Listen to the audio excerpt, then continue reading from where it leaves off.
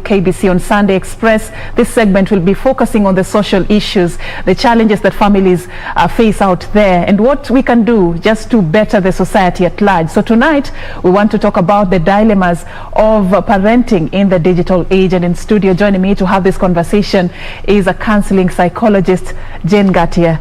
Thank you so much for creating time.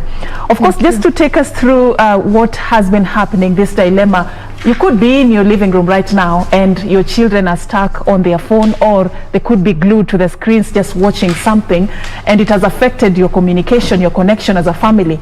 The challenges you're facing is what we want to talk about right now.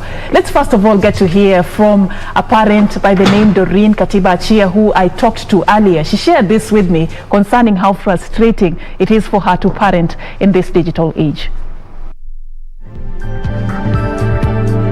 My biggest nightmare, there are so many, but let me just mention one.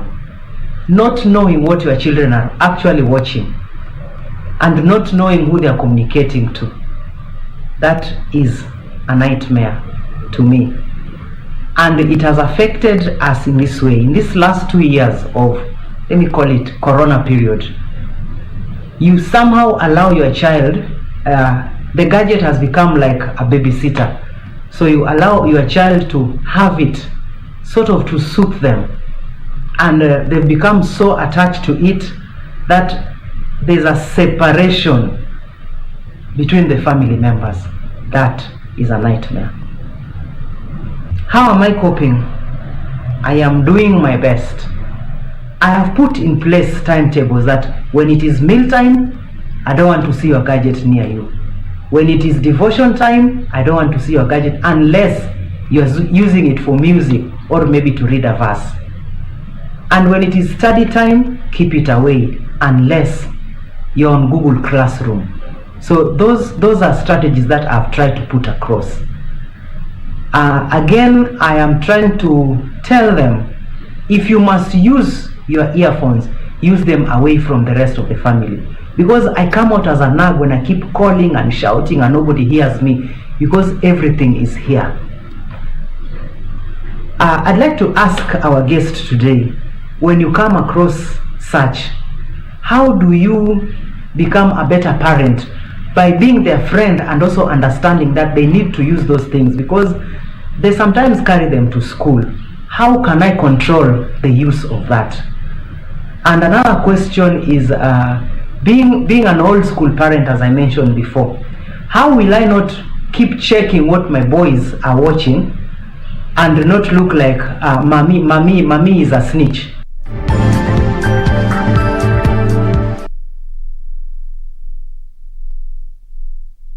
All right, Doreen Ngatia there, sharing, a mother of 3 by the way, grown boys, and she's sharing with us her experience parenting in the digital age. Thank you so much, Jane, for creating time for us. Doreen there just saying how frustrating it is for her to parent in this digital age, trying to access even what information her children are exposed to in this era, and just trying to come up with strategies on what can work for her to create a technologically friendly environment in her home. And she has very important questions which we'll be looking at later on in the course of this conversation. But just to bring you in, looking at the trends and how technology has invaded our spaces in the home environment, what would you say? Are we connecting as it was supposed to be, or we are disconnecting from your perspective? Yeah, that's a very interesting perspective.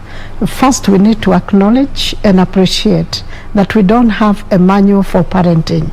So when other probably variables come in, like the phones, the TV and all that, part of the social media that has taken away our children. It is true that our children have been invaded. Actually, it is not the technology that has, brought itself in, it's the children who have adopted to it. They have actually taken in, and now they have been captured, and it's like they have no free will. So parents are struggling with keeping their children away from these gadgets, particularly the phone, the iPads, and so on. Probably the worst that has happened, and it's important to look at it here, is children no longer talk to their parents. Parents are not able to engage their children in reasonable conversation.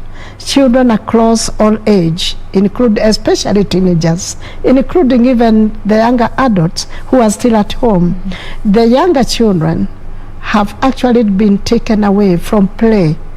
Children ordinarily would engage in play with other children, even with their parents, and out there they are doing things. But now if they play video games. Which they sit on the couch. Yes, that is true. And are passive the whole day. Yeah, and probably the tragedy about that is it won't help them to be as creative as they would if the game was originally started by the child. These are ready-made games. And when they are ready-made, it makes a big difference. With the child, you only have to follow certain patterns, but they are not able to be creative enough. So it does not open them up. Yeah. Let me take you back a little bit, Jane. We all acknowledge that it's a big problem in families. Even as we speak right now, you'd be surprised how many parents have been affected by this. I just want to understand where the rain started beating us. It was meant to be a good thing. It was supposed to open us up to opportunities and information. But then all of a sudden, it's actually coming in to interfere with how our way of life in our homesteads. Where did the rain start beating us? Where did we go wrong? What is it that we are not doing right when it comes to handling technology in the family?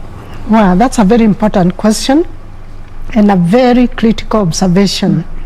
We would probably say that the parent meant good for the child, because the parent needs to even communicate to the child when they are away. For instance, telephone, and particularly the smartphone. So, but the parent at some point lost it when they didn't realize that this child is getting probably what I would call obsessed with a gadget. Because the gadget, you keep on taking them here, there, everywhere. And particularly the smartphone is good, but it has a way of carrying the person away from the practical and the actual deals that they need to be doing. So the parent may not have known the extent to which this child will be able to manage that particular gadget. And because there aren't any possible measures, we can only tell when the behavior seems to change. When the child seems to behave like what they have observed, what they have accessed, sometimes even from YouTube and all that, that's when we realize. And when we talk to our children and they are not responding, then we know that they are actually already engraved. They have been carried away into what they are doing. All right. Sometimes it could be a little bit too late, for a parent to discover that. But one thing I'm learning from what you've already shared with us is that the content that these children are exposed to can actually, shape their worldview. They learn and they can actually shape their character based on what they're exposed to. We'll talk more about that when we come back from this short commercial break. Please continue interacting with us on social media. Send in your questions.